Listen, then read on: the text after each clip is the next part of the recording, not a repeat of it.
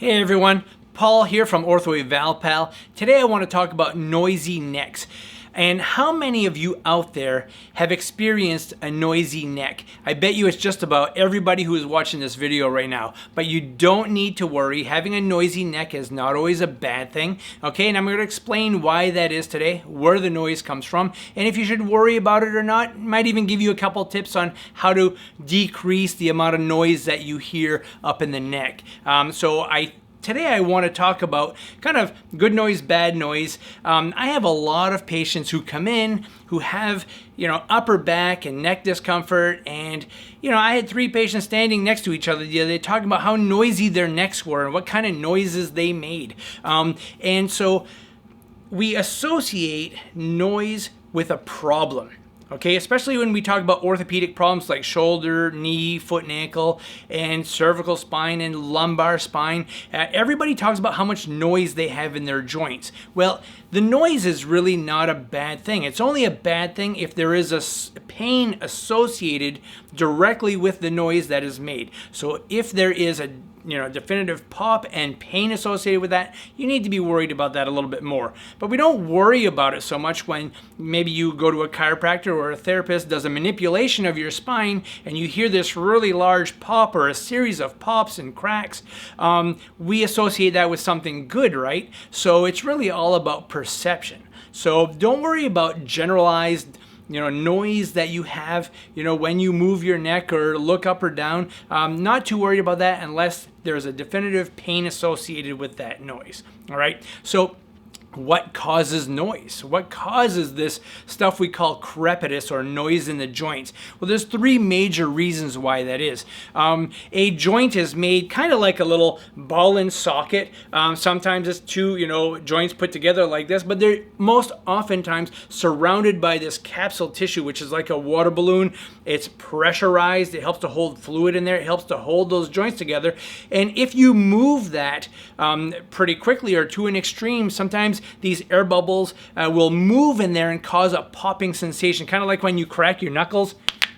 That would do the same thing in all of your joints. Not necessarily a bad thing, and it didn't hurt when it happened, okay?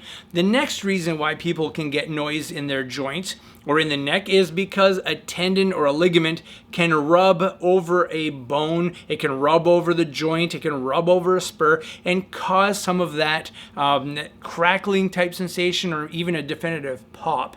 That's not uncommon either. And then the third reason, which is really the biggest reason why people have noise in the neck, is that the surfaces of the joints are generally nice and glossy and smooth, kind of like these sliders here, okay? And when you're born and you're young and you're in your teenage years, these are really nice and smooth. They're almost like microscope slides with a drop of water between them, nice and smooth, and they glide nicely just like this.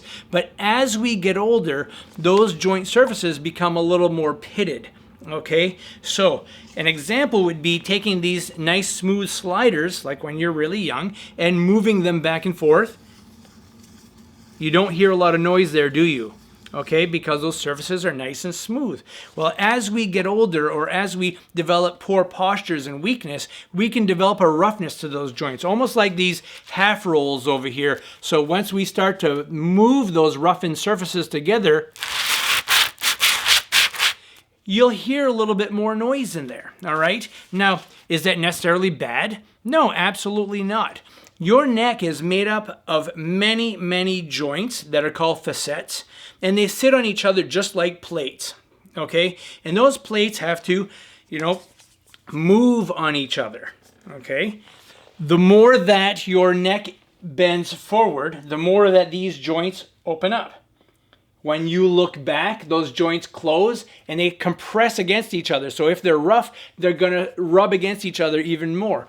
That'll also happen if you tilt your head to the side. They'll close on one side, but on the other side, open up. All right? So, unfortunately, as we get older, because our faces are on the front of our heads, we have this tendency to be in this forward bent position all the time and therefore have to prop the neck back in order to see what's happening in front of us. And those joints back there start to get more compressed And when you turn your neck side to side, you're going to get more of that grinding and cracking. So if we can take those joints and open them up with good posture and tuck back here, they will open and they're not going to compress as much and therefore not make as much noise. So one thing we know that is when posture improves, the noise gets better. And then when you get stronger, the noise also seems to improve.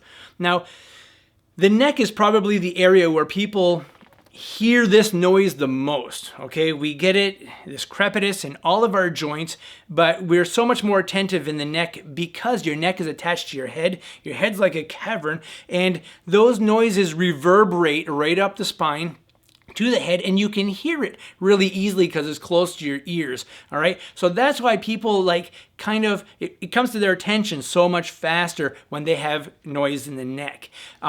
So it's not really something you need to worry about unless there is pain associated with it. That is my explanation of why people have noise in the neck. I hope that made sense to you, and make sure that, if you enjoyed today's video, you like it, and be sure to subscribe. And we also have a video that can complement these noisy necks and help to decrease that amount of noise that you have in there and improve your neck motion. Just check out the link above, and that'll take you right to that video. Thanks.